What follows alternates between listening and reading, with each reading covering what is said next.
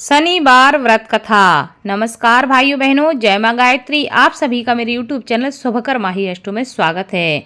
आज के इस वीडियो में सुनते हैं शनिवार व्रत कथा। सभी से विनम्र निवेदन है, अगर आप मेरे चैनल पर पहली बार आए हैं तो प्लीज वीडियो को लाइक, चैनल को सब्सक्राइब और वीडियो को ज्यादा से ज्यादा शेयर अवश्य करें, ताकि आपके साथ साथ आपके अपने भी इस कथा का लाभ ले सकें और शनिदेव की कृपा आपके साथ, आपके घर परिवार पर हमेशा बनी रहे। शनिदेव की विशेष कृपा प्राप्ति के लिए शनिवार के दिन शनिदेव की इस कथा का स्मरण अवश्य करना चाहिए। इस कथा को सुनने से तथा दूसरों को सुनाने से शनिदेव की विशेष कृपा होती है तथा जीवन के समस्त प्रकार के संकट समाप्त होते हैं। एक समय की बात है कि स्वर्गलोक में सबसे बड़ा कौन है, इस प्रश्न पर 9 ग्रहों में वाद विवाद हो गया। विवाद इतना ज्यादा बढ़ गया कि परस्पर भयंकर युद्ध की स्थिति बन गई। निर्णय के लिए सभी देवता देवराज इंद्र के पास पहुंचे और कहने लगे कि हे देवराज, आपको निर्णय करना होगा कि हम में से सबसे बड़ा कौन है। देवताओं का प्रश्न सुनकर देवराज इंद्र उलझन में पड़ गए। इंद्र कहने लगे, मैं इस प्रश्न का उत्तर देने में असमर्थ हूँ। हम सभी पृथ्वी लोक में उज्जैनी नगरी में राजा विक्रमादित्य के पास चलते हैं। वह ही निर्णय करेंगे कि कौन सबसे बड़ा है। देवराज इंद्र सहित सभी देवता उज्जैनी नगरी पहुँचे। महल में पहुंचकर जब देवताओं ने उनसे अपना प्रश्न पूछा तो राजा विक्रमादित्य भी कुछ देर के लिए परेशान हो उठे, क्योंकि सभी देवता अपनी अपनी शक्तियों के कारण महान थे। किसी को भी छोटा या बड़ा कह देने से उनके क्रोध के प्रकोप से भयंकर हानि पहुंच सकती थी। अचानक राजा विक्रमादित्य को एक उपाय सूझा और उन्होंने विभिन्न धातुओं स्वर्ण, रजत, कांसा, तांबा, चांदी, सीसा, रांगा, जस्ता, अभ्रक व लोहे के 9 आसन बनवाए। धातुओं के गुणों के अनुसार सभी आसनों को एक दूसरे के पीछे रखवाकर उन्होंने देवताओं को अपने अपने सिंहासन पर बैठने के लिए कहा।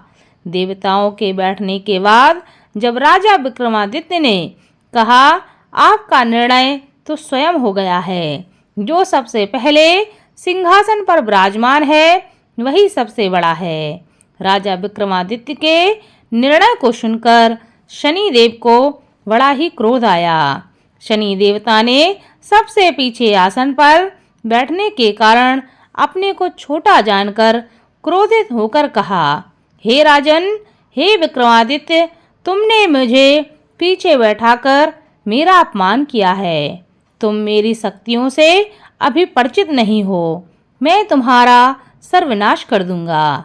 शनिदेव ने कहा, सूर्य एक राशि पर 1 महीने, चंद्रमा 2.25 दिन, मंगल 1.5 महीने, बुध और शुक्र 1 महीने, बृहस्पति 13 महीने रहते हैं, लेकिन मैं किसी राशि पर 7.5 वर्ष तक ही रहता हूँ। बड़े बड़े देवताओं को मैंने अपने प्रकोप से पीड़ित किया है। राम को 7.5 के कारण ही वन में जाकर रहना पड़ा और रावण को 7.5 के कारण ही युद्ध में मृत्यु का शिकार बनना पड़ा। राजा, अब तू भी मेरे प्रकोप से बच नहीं सकेगा। इसके बाद अन्य ग्रहों के देवता तो प्रसन्नता के साथ वहां से लौट गए, परंतु शनिदेव बड़े क्रोध के साथ वहां से विदा हुए। राजा विक्रमादित्य पहले की तरह ही न्याय करते रहे। उनके राज्य में सभी स्त्री पुरुष बहुत आनंद से जीवन यापन कर रहे थे। कुछ दिन ऐसे ही बीत गए। उधर शनि देवता अपने अपमान को अभी भी नहीं भूले थे। विक्रमादित्य से बदला लेने के लिए एक दिन शनिदेव ने घोड़े के व्यापारी का रूप धारण किया और बहुत से घोड़ों के साथ उज्जैनी नगरी पहुंच गए। राजा विक्रमादित्य ने राज्य में किसी घोड़े के व्यापारी के आने का समाचार सुना तो अपने अश्वपाल को कुछ घोड़े खरीदने के लिए भेज दिया। घोड़े बहुत ही कीमती थे। अश्वपाल ने जब वापस लौटकर इस संबंध में बताया तो राजा विक्रमादित्य ने स्वयं आकर एक सुंदर व शक्तिशाली घोड़े को पसंद किया। घोड़े की चाल देखने के लिए राजा उस घोड़े पर सवार होते हैं तो वह घोड़ा बिजली की गति से दौड़ पड़ा। तेजी से दौड़ता घोड़ा राजा को दूर एक जंगल में ले गया और फिर राजा को वहां गिराकर जंगल में कहीं गायब हो गया। राजा अपने नगर को लौटने के लिए जंगल में भटकने लगे, लेकिन उन्हें वहां से लौटने का कोई रास्ता नहीं मिला। राजा को भूख प्यास लग आई थी। बहुत घूमने पर उन्हें एक चरवाहा मिला। राजा ने उससे पानी मांगा। पानी पीकर राजा ने उस चरवाहे को अपनी अंगूठी दे दी। फिर उससे रास्ता पूछकर वह जंगल से निकलकर पास के नगर में पहुंचे। राजा ने एक सेठ की दुकान पर बैठकर कुछ देर आराम किया।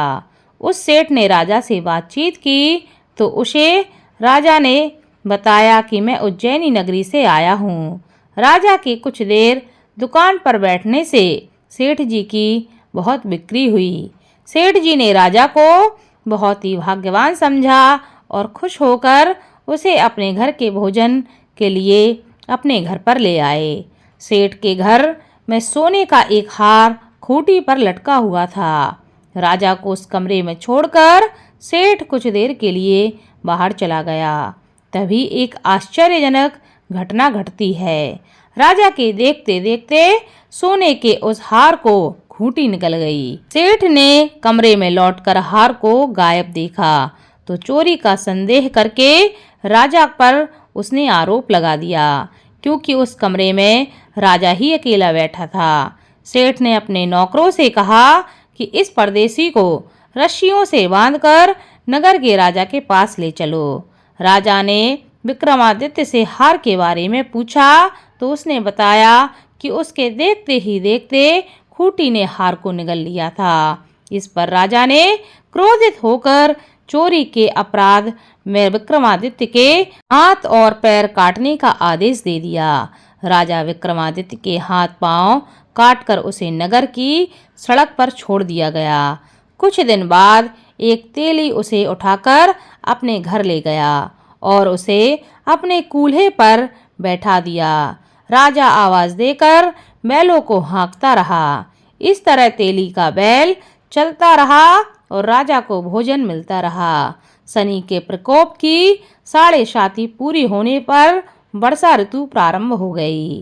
राजा विक्रमादित्य एक रात मेघ मल्हार का गाना गा रहे थे कि तभी नगर के राजा की लड़की राजकुमारी मोहिनी रथ पर सवार होकर उस तेली के घर के पास से गुजर रही थी।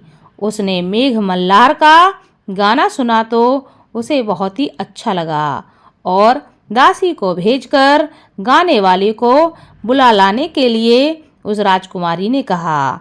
दासी ने लौटकर राजकुमारी को अपंग राजा के बारे में सब कुछ बता दिया। राजकुमारी उसके मेघ मल्हार से बहुत मोहित हो गई थी, अतः उसने सब कुछ जानकर भी अपंग राजा से विवाह करने का निश्चय कर लिया। राजकुमारी ने अपने माता पिता से जब यह बात कही तो वह हैरान रह गए। रानी ने मोहिनी को बहुत समझाया पर उनकी बेटी नहीं मानी। तेरे भाग्य में तो किसी राजा की रानी होना लिखा है, फिर भी तू उस अपंग से विवाह करके अपने पांव पर कुल्हाड़ी क्यों मार रही है। राजकुमारी की मां ने उसे बहुत समझाया। राजकुमारी ने अपनी जिद नहीं छोड़ी और अपनी जिद पूरी करने के लिए उसने भोजन का त्याग कर दिया और अपने प्राण त्यागने का उसने निश्चय कर लिया। आखिरकार राजा रानी को विवश होकर अपंग विक्रमादित्य से राजकुमारी का विवाह करना पड़ा।